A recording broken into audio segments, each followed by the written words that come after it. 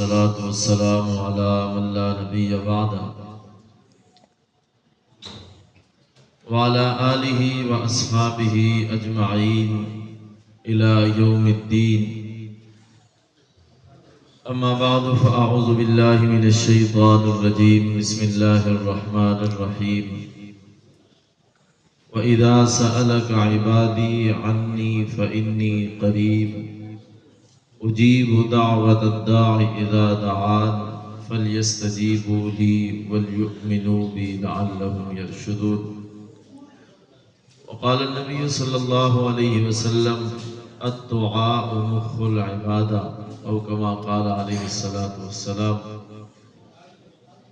صدق الله مولانا العظيم وصدق رسوله النبي الكريم ونحن على ذلك لمن الشاهدين والشاكرين والحمد لله رب العالمين.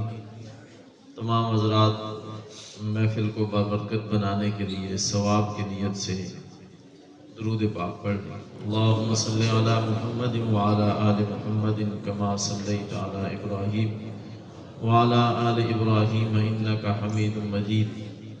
اللهم بارك على محمد وعلى آل محمد كما باركت على إبراهيم وعلى آل إبراهيم إنك حميد مجيد. سب سے پہلے میں آپ کی اس مسجد کے امام جنہوں نے آپ کو نماز تراویح کے اندر قرآن کریم ان 23 راتوں میں مکمل سنایا ہے، قاری محمد ارشد صاحب، ان کو اور آپ حضرات نے کھڑے ہو کر قرآن سنا، آپ کو بھی مبارکباد پیش کرتا ہوں اور رب العزت کی دعا بارگاہ میں یہ دعا گو ہوں کہ اللہ اس سننے سنانے کو اپنی بارگاہ میں قبول اور منظور فرمائے.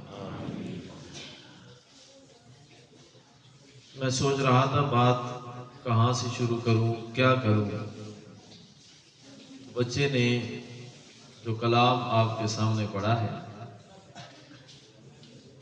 اس میں اس نے ایک جملہ کہا ہے کہ دینے والا کون ہے؟ جی، تو جو دینے والا ہے مانگنا بھی پھر اسی اللہ سے چاہیے. مختصر سے گفتگو کرنی ہے، قاری صاحب نے بتایا ہے ڈیوٹی کا مسئلہ ہوتا ہے، تو اس مختصر سی گفتگو میں اگر ہم، چونکہ رات بھی 23 ہے، تو نبی پاک صلی اللہ علیہ وسلم کا ارشاد ہے کہ لیلۃ القدر ان آخری جو 10 راتیں ہیں ان میں جو طاق راتیں اللہ نے رکھی ہیں ان میں سے کسی ایک میں ہے. میری اور آپ کی قسمت کھل جائے، اللہ کرے وہ آج ہی کی رات ہو. ہم مسجد میں بیٹھے ہیں، اللہ کی بات کر رہے ہیں، قرآن کی بات کر رہے ہیں، اس کے نبی کی بات کر رہے ہیں، تو یہ ہمارے لیے بہت ہی فائدے کی بات ہے. تو آپ بھی اللہ کا نام لیں گے، کچھ بات آپ کریں گے، کچھ ہم کریں گے، انشاءاللہ اس سے بات سمجھ بھی آئے گی اور فائدہ بھی زیادہ ہوگا. کیونکہ ایک ہوتا ہے نا تقریر پڑھنا اور ایک ہوتا ہے تقریر کرنا. تقریر پڑھی جائے تو سامعین کو سمجھ کچھ نہیں آتی، کی جائے تو وہ سامعین کا کام ہوتا ہے کہ کچھ آگے سے جی ہاں سبحان اللہ ماشاءاللہ کہتے رہیں گے تو انشاءاللہ بات سمجھ آئے گی. سمجھنا مقصود ہے. وہ دور اب شاید نہیں ہے کہ آ کر جذباتی تقریریں کر دی جائیں، لوگوں کے اوپر سے گزرے اور صبح جا کر کہیں کہ مولوی صاحب نے بڑی زبردست تقریر کی ہے، کیا کیا ہے بات سمجھ نہیں آئی. تو بات سمجھنی چاہیے، اس سے انسان کا اپنا بڑا فائدہ ہوتا ہے. میں نے کہا یہ رمضان کی طاق راتیں ہیں اور بچے نے ایک کلام پڑھا ہے کہ دینے والا کون ہے؟ اللہ ہے. اور پیارے پیغمبر جناب محمد رسول اللہ صلی اللہ علیہ وسلم کا جو فرمان میں نے پڑھا ہے اور قرآن کی جس آیت کا میں نے سہارا لیا اس میں بھی اللہ دعا ہی کے متعلق ارشاد فرما رہے ہیں. نبی پاک صلی اللہ علیہ وسلم کا ارشاد بھی دعا ہی کے متعلق ہے. دعا مانا پکار، مانگنا، دعا میں مانگا جاتا ہے. سب سے پہلی بات تو یہ یاد رکھیں کہ آج ہم دعائیں کرتے ہیں، پڑھتے ہیں، مانگتے نہیں ہیں. شاید میری اس بات سے آپ اتفاق کریں گے. فرض نماز کے بعد بھی یا عام جب دعا کا ٹائم ہوتا ہے افطاری کے وقت بھی، تو ہم دعا مانگتے کم ہیں پڑھتے زیادہ ہیں، بعض اوقات ہمیں خود نہیں پتہ ہوتا کہ ہم کیا مانگ رہے ہیں. ایسی بات ہے. نماز کے آخر میں جو دعائیں پڑھی جاتی ہیں، ربنا آتنا فی الدنیا حسنہ وفی الآخرۃ حسنہ وقنا عذاب النار رب اجعلنی مقیم الصلاۃ، یہ دعائیں جو پڑھی جاتی ہیں اس میں ہماری توجہ اس بات کی طرف نہیں ہوتی کہ ہم اللہ سے مانگ کیا رہے ہیں. تو دعا تو اصل ہے مانگنے کی چیز. دیکھیں قرآن کی جو آیت میں نے پڑھی ہے، اللہ رب العزت نے رمضان المبارک کے مسائل کو بیان کیا ہے. یا ایھا الذین آمنوا کتب علیکم الصیام، رمضان کے روزے ہم نے فرض کر دی ہیں. قرآن اس مہینے میں اللہ نے اتارا ہے. یہ بات کرتے کرتے آگے جا کر اللہ نے موضوع کو بدلا دیا اور دعا کا مسئلہ اللہ نے ذکر کر دیا. اور پھر آگے چل کر اس آیت کریمہ کے بعد پھر اللہ رب العزت نے یہی رمضان کے مسئلے شروع کر دی. تو قرآن تو شاہی کلام ہے، ایک عام بندے کی کلام بھی بے ربط نہیں ہو سکتی. تو قرآن تو شاہی کلام ہے. یہ کیسے ہو سکتا ہے کہ ایک موضوع چل رہا ہے، بات چل رہی ہے، درمیان میں رمضان کی بات چل رہی ہے، درمیان میں دعا کی بات آئی، پھر مفسرین اکرام نے، محدثین اعظام نے اس مسئلے کو اس طرح حل کیا. کیونکہ بات رمضان کی چل رہی ہے اور رمضان المبارک میں اللہ رب العزت خصوصیت کے ساتھ اپنے بندوں کی دعاؤں کو قبول فرماتے ہیں، اس لیے اللہ رب العزت نے یہاں دعا کا مسئلہ بیان کر دیا. اللہ کی طرف سے آوازیں آتی ہیں، ندائیں آتی ہیں، ہے کوئی مجھ سے مانگنے والا جسے میں عطا کروں، ہے کوئی مجھ سے روزی مانگنے والا جسے میں رزق عطا کروں، ہے کوئی مجھ سے بخشش مانگنے والا جسے میں بخشش عطا کروں. تو یہ رمضان میں خصوصی طور پر اللہ رب العزت کی طرف سے ندا آتی ہے. تو بندہ اللہ کی طرف متوجہ ہو کر جب رب سے مانگتا ہے تو اللہ عطا کرتے ہیں. اب دیکھیں، اور نبی پاک صلی اللہ علیہ وسلم کی وہ حدیث بھی یاد رکھیں.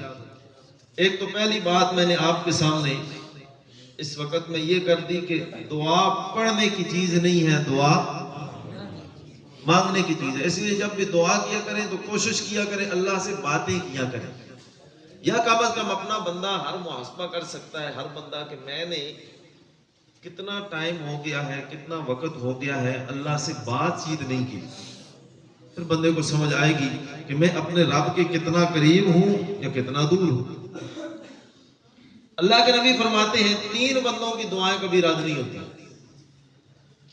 ایک عادل بادشاہ، حاکم وقت، عادل ہے، انصاف کرنے والا ہے، متقی ہے، پرہیزگار ہے، اس کی دعا اللہ رد نہیں کرتے. اللہ ہمیں ایسے حکمران نصیب فرمائے. رعایا کے حق میں، اپنے حق میں، ملک کے حق میں ان کی دعا رد نہیں ہوتی.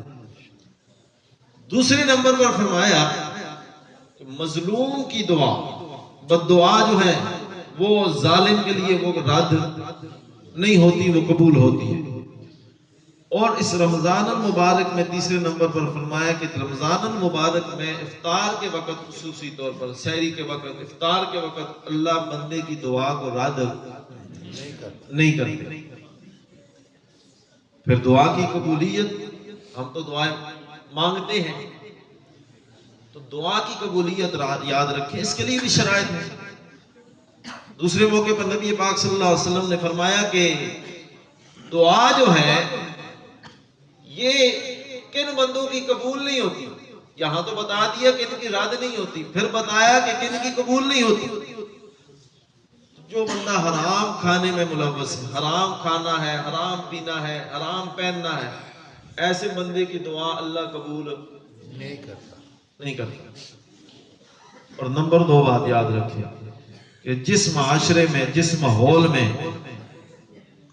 امر بالمعروف اور نہی عن المنکر ختم ہو جائے، نیکی کے کام کا کہنا اور برائی کے کام سے بچنے کا کہنا، یہ بات ختم ہو جائے، وہاں بھی اللہ دعا قبول نہیں کرتا. یہ چیز سامنے رکھ کر حرام سے بھی اپنے آپ کو بچانا ہے اور نیکی کا یہ نہیں کہنا کہ بس وہ جو کرتا ہے کرتا رہے، لگا رہے، میرا کسی کے ساتھ کوئی معاملہ نہیں ہے، بلکہ اللہ نے تو فرمایا کنتم خیر امت اخرجت للناس تأمرون بالمعروف وتنہون عن المنکر۔ یہ انبیاء کی صفت ہوا کرتی تھی، اب انبیاء کا سلسلہ ختم ہوا، اللہ نے اس امت کی ذمہ داری لگا دی کہ اچھائی کا کہنا ہے اور برائی سے روکنا ہے۔ جب یہ صفات آئیں گی تو پھر اللہ دعاؤں کو قبول کریں گے۔ اب دعا مانگنی کیسے ہے؟ شان نزول اس آیت کا یہ ہے، کچھ لوگ آئے اللہ کے محبوب آپ دعا کا کہتے ہیں تو ہمیں دعا کا طریقہ بتا دیجئے، ہم رب سے کیسے مانگیں، رب کو کیسے پکاریں؟ اللہ کے نبی اپنی طرف سے تو کوئی بات نہیں کیا کرتے تھے، وہی کا انتظار ہونے لگا کہ اللہ کی طرف سے جواب آئے اور یہ جواب میں لوگوں تک پہنچا دوں۔ چنانچہ جب لوگوں نے پوچھا نا اللہ کے بارے میں کہ اللہ کو کیسے پکاریں، تو اللہ رب العزت نے پھر کس انداز میں جواب دیا، فرمایا وَإِذَا سَأَلَكَ عِبَادِي۔ اس آیت میں اللہ کا پیار دیکھے بندے کے ساتھ۔ اللہ یہ بھی کہہ سکتے تھے میرے محبوب بندوں کو یہ بتا دو کہ میں قریب ہوں، لیکن اللہ کہتے ہیں وَإِذَا سَأَلَكَ عِبَادِي، اے میرے محبوب جب آپ سے میرے یہ بندے سوال کرتے ہیں، میرے یہ پیارے بندے سوال کرتے ہیں، عبادی دیکھیں ہم بھی کہتے ہیں نا، نسبت ہے نا یا، یہ نسبت کی یا ہے، پاکستانی نسبت ہے یا، تو یہاں بھی بندے کی اب نسبت اللہ اپنی طرف کر رہے ہیں، میرے بندے، اے میرے محبوب جب یہ میرے بندے تجھ سے سوال کرنے لگ جائیں، اللہ کیا سوال ہے؟ فرمایا وَإِذَا سَأَلَكَ عِبَادِي عَنِّي، میرے بارے میں پوچھتے ہیں تجھ سے کہ اللہ کہاں ہے، کیسے پکارا جائے، کیسے دعا کی جائے، کیسے اس سے مانگا جائے، اے میرے محبوب فرما دیجئے فَإِنِّي قریب، میں کدھر ہوں؟ یہ مت سوچو کہ ہماری سنتا نہیں، یہ مت سوچو کہ ہماری پہنچتی نہیں، یہ مت سوچو کہ ہماری اس سے بات نہیں ہوتی، بلکہ اللہ فرماتے ہیں اللہ کتنا قریب ہے۔ لوگ تو کہتے ہیں اللہ ہماری سنتا نہیں، اللہ تک ہماری بات پہنچتی نہیں، چھت پر چڑھنے کے لیے سیڑھی کی ضرورت ہوتی ہے، تو ایسے ہی اللہ تک پہنچنے کے لیے درمیان میں کوئی واسطہ وسیلہ ڈھونڈنا پڑے گا، ڈی سی تک پہنچنے کے لیے، افسر تک پہنچنے کے لیے کوئی واسطے وسیلے کی ضرورت ہوتی ہے، کوئی تعلق ڈھونڈنا پڑتا ہے کہ میں افسر تک اپنی بات پہنچا سکوں۔ اللہ فرماتے ہیں نہیں نہیں میرے بندو، جب میرے بارے میں تم نے سوال کیا ہے تو سن لو۔ قرآن دوسرے مقام پر اسی آیت کی تشریح کرتے ہوئے کہتا ہے نحن اقرب الیہ من حبل الورید، یہ موت و حیات کی جو رگ ہے، شاہ رگ کے قریب، اللہ فرماتے ہیں میں تمہاری شاہ رگ کے قریب ہوں، لہٰذا مجھ سے مانگو، ڈائریکٹ مجھ سے مانگو۔ اس لیے قرآن کا مطالعہ کریں، احادیث کا مطالعہ کریں، قرآنی دعائیں کہاں سے شروع ہوتی ہیں؟ اللہم ربنا، جتنی بھی قرآن میں دعائیں آئیں گی، ہر نبی نے دعا مانگی ہے تو کس لفظ کے ساتھ؟ ربنا، اے ہمارے رب، اے ہمارے پالنہار، اے میرے مالک، اے اللہ، ان الفاظ کے ساتھ دعائیں قبول ہوتی ہیں اور اللہ ہی سے مانگنا ہے۔ اللہ، بچے نے کہا نا کہ مانگنا کس سے ہے؟ اللہ سے، اللہ ہی سے، اس لیے کہ دینے والا اللہ۔ یہ داتا جو لفظ ہے، داتا کا معنی کیا ہوتا ہے؟ دینے والا۔ تو داتا صرف کون ہے؟ اللہ ہے، داتا صرف اللہ ہے۔ یہ قرآن کا درس ہے، قرآن یہ سبق دیتا ہے۔ اور مانگنا کیسے ہے قرآن یہ بھی بتاتا ہے، فَادْعُوا اللَّهَ، فَادْعُوا اللَّهَ، پکارو کس کو؟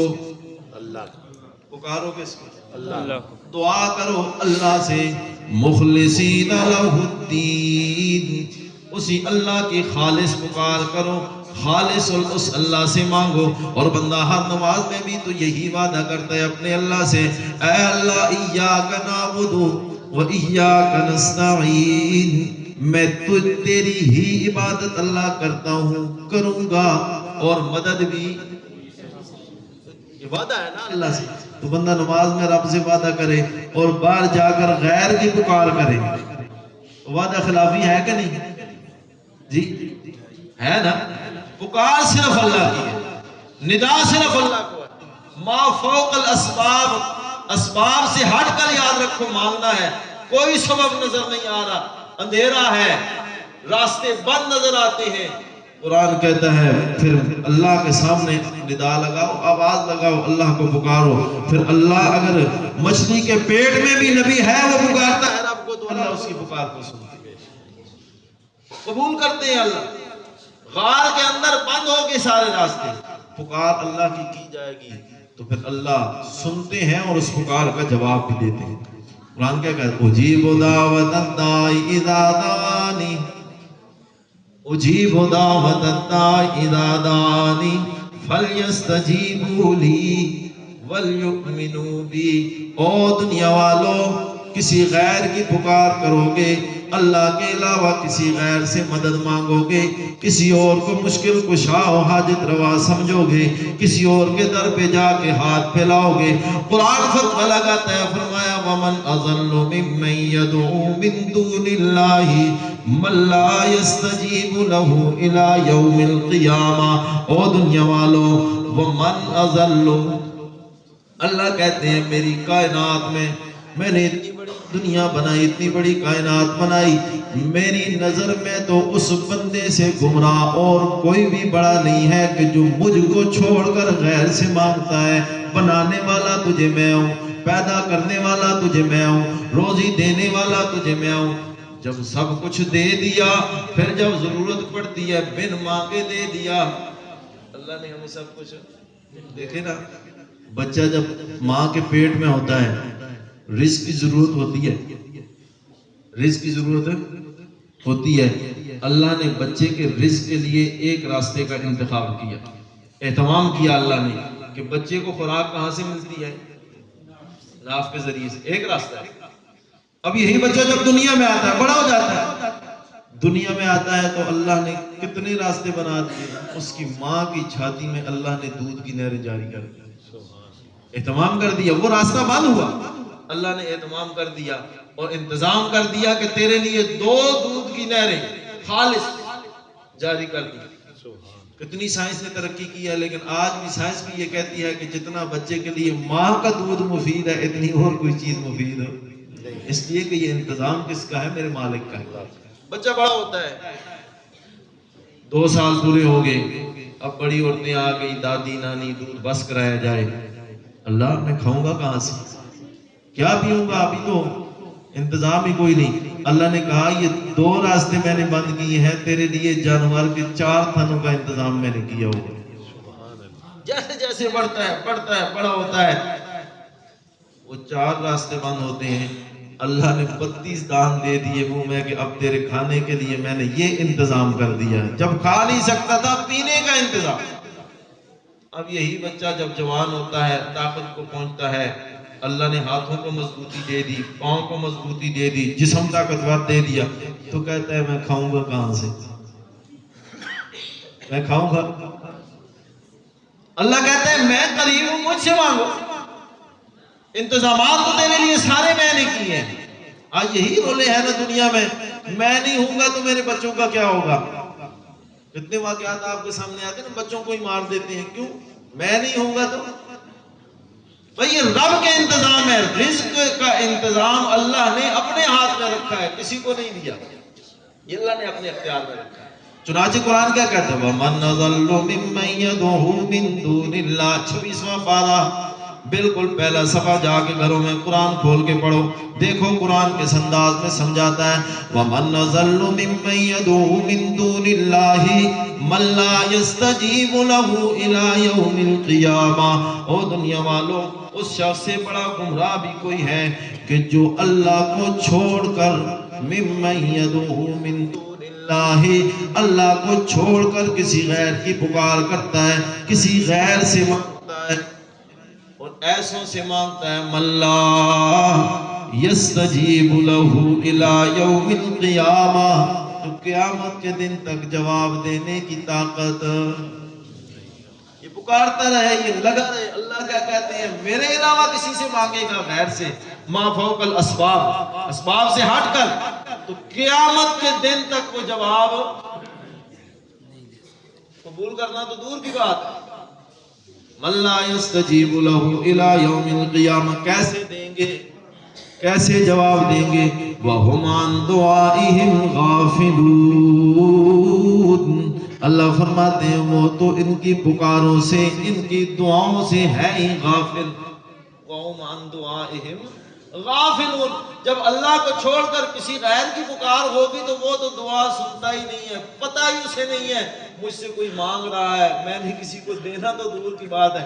اور یہاں جب بات آتی ہے رب کی، وہاں دیکھو فرمایا من لا یستجیب له الی یوم القیامہ، اور یہاں قرآن کیا کہتا ہے؟ اجیبو،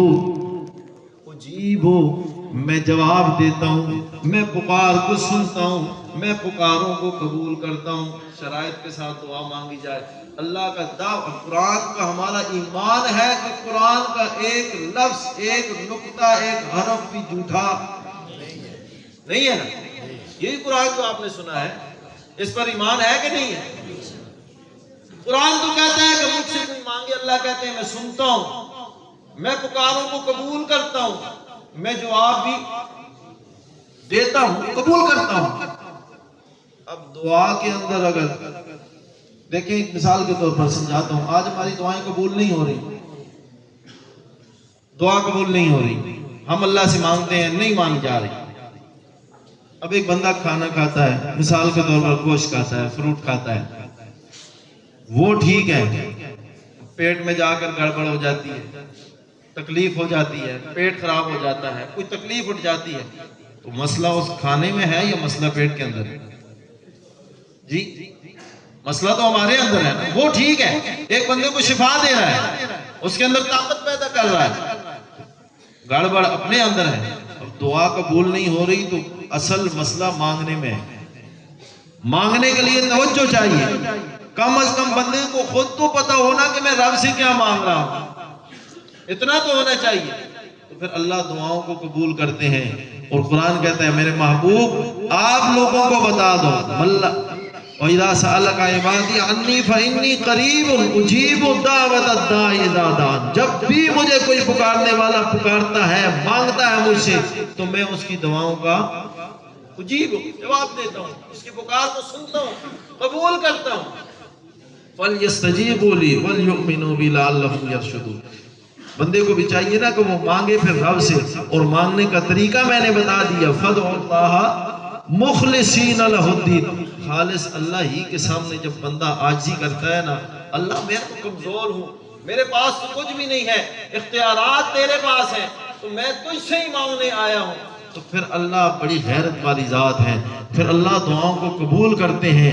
اور دعا قبول یا دنیا میں ہو جاتی ہے، نبی پاک صلی اللہ علیہ وسلم کی آخری حدیث فرمان سنا کے کہ آپ کے ذہن میں سوال آ رہا ہوگا کہ کبھی ہم مانگتے ہیں اللہ سے ایک چیز نہیں ملتی، تو پہلی بات تو یہ ہے کہ دعا کے لیے اخلاص، حرام سے اپنے آپ کو بچانا، اور امر بالمعروف اور نہیں عن المنکر کا اہتمام۔ پھر اس کے بعد حضور فرماتے ہیں کہ دعا قبول ہونے کے طریقے بھی تین ہیں۔ نمبر ایک طریقہ یہ ہے کہ بعینی اللہ وہ چیز عطا فرما دے، آپ نے اللہ سے مانگی اللہ عطا کر دے۔ نمبر دو، آپ کو کوئی مصیبت آ رہی ہے، تکلیف آ رہی ہے، پریشانی آ رہی ہے، اس دعا کی برکت سے اللہ اس پریشانی کو، تکلیف کو کیا کر دیتے ہیں؟ بندے سے ہٹا دیتے ہیں۔ اور اگر یہ بھی نہ ہو تو کل قیامت کے دن بندے کی یہ دعا اس کے اجر کی صورت میں جب سامنے آئے گی تو یہی بندہ تمنا کرے گا کہ کاش میری دنیا میں کوئی دعا بھی قبول نہ ہوئی ہوتی، مجھے آج اس کا بدلہ مل جاتا۔ اللہ کل قیامت کے دن اس کا اجر عطا کریں گے۔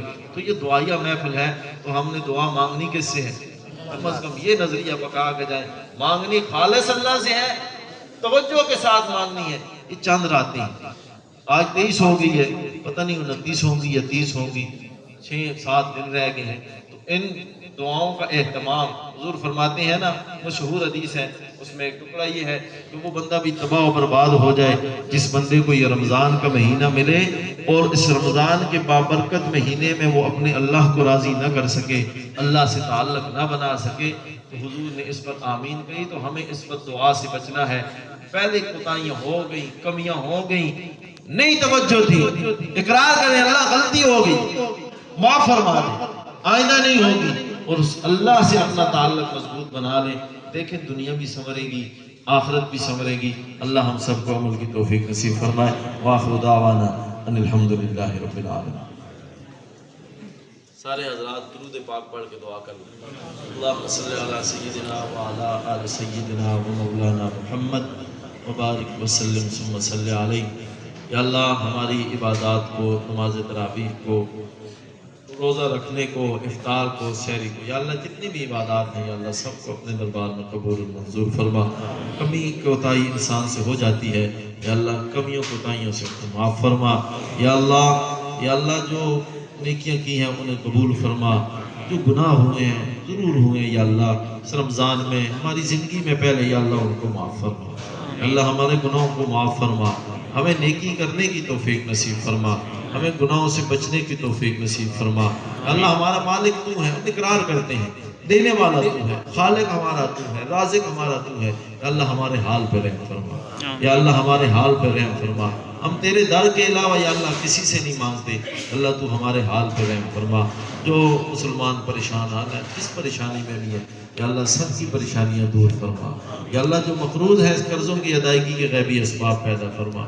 جو بے اولاد ہے یا اللہ ان کو نیک صالح اولاد نصیب فرما، ہماری اولادوں کو نیک فرما، ماں باپ کی آنکھوں کی ٹھنڈک بنا، دین و دنیا میں کامیابیاں نصیب فرما۔ یا اللہ جو مسلمان بیمار ہیں اس صحت کاملہ عاجلہ مستمرہ دائمہ نصیب فرما۔ جو دنیا سے جا چکے ہیں یا اللہ ان کو مغفرت نصیب فرما۔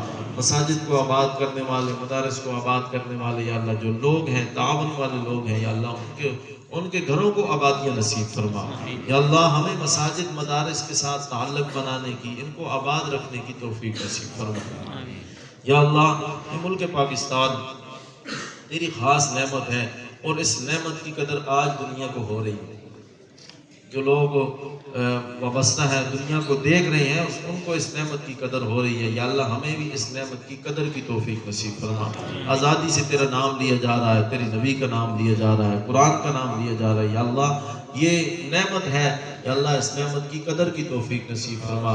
جس مقصد کے لیے حاصل کیا گیا تھا، یہاں قرآن والا قانون ہوگا، قرآن والا نظام ہوگا، کلمے والا قانون ہوگا۔ پاکستان کا مطلب کیا؟ لا الہ الا اللہ۔ یا اللہ ہمیں اپنی زندگی میں وہ قانون، وہ نظام مصطفیٰ ہمیں دیکھنا نصیب فرما۔ اللہ اس کے لیے محنت کرنے کی توفیق نصیب فرما، کوشش کی توفیق نصیب فرما۔ یا اللہ یہ رمضان کی 27 رات کو یہ پاکستان، یہ ملک آزاد ہوا تھا۔ یا اللہ مقصد ہی یہ تھا، تیری خاص نعمت ہے، عطا ہے۔ یا اللہ اس کے خلاف جو اندرونی بیرونی سازشیں ہیں ان کو ناکام فرما۔ یا اللہ جو اس کے حامی ہیں ان کی مدد فرما، جو اس کی نظریاتی سرحدوں پہ یا اللہ یہ جغرافیائی سرحدوں کے محافظ ہیں یا اللہ ان کی حفاظت فرما، ان کی حفاظت فرما۔ ہمیں اس کے لیے یا اللہ اس وطن کے لیے خدمت کے لیے قبول فرما۔ یا اللہ قرآن و سنت کے مطابق ہمیں اپنی زندگیاں گزارنے کی توفیق نصیب فرما۔ قرآن و سنت کی وطن کی خدمت کرنے کی توفیق نصیب فرما۔ رسومات سے، رواجوں سے، بدعات سے یا اللہ بچنے کی توفیق نصیب فرما۔ جب تک زندگی ہے قرآن و سنت کے مطابق نصیب فرما۔ موت کی باری آئے یا اللہ ہم سب کی زبانوں پر کلمہ توحید لا الہ الا اللہ محمد رسول اللہ جاری فرما۔ صلی اللہ تعالی علی خیر خلقہ محمد وعلی آلہ واصحابہ اجمعین، آمین برحمتک۔